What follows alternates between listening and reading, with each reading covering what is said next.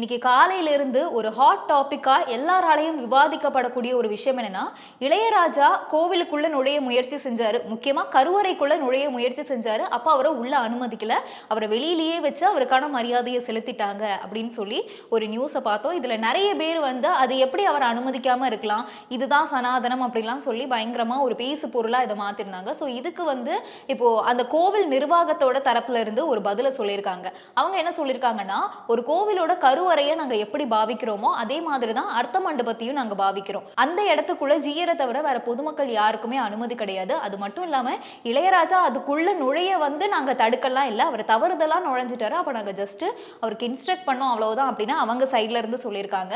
And இன்னொரு ஒரு விஷயம் என்னன்னா, சமீபத்துல தமிழ்நாடு அரசாங்கம் வந்து என்ன சொல்லியிருந்தாங்கன்னா, கடவுளை தவிர மனிதர்கள் யாருக்குமே வந்து மரியாதை செலுத்தும் விதமா எந்த ஒரு விஷயமும் செய்யக்கூடாது அப்படின்னு சொல்லியிருந்தாங்க. அதனாலதான் பேசிக்கா இளையராஜா வந்திருக்காருங்கிறதுக்கான அந்த ஒரு மரியாதையும் வரவேற்பும் கொடுத்துட்டு உள்ளுக்குள்ள அனுமதிக்கல அப்படிங்கிற மாதிரியும் சொல்லியிருக்காங்க.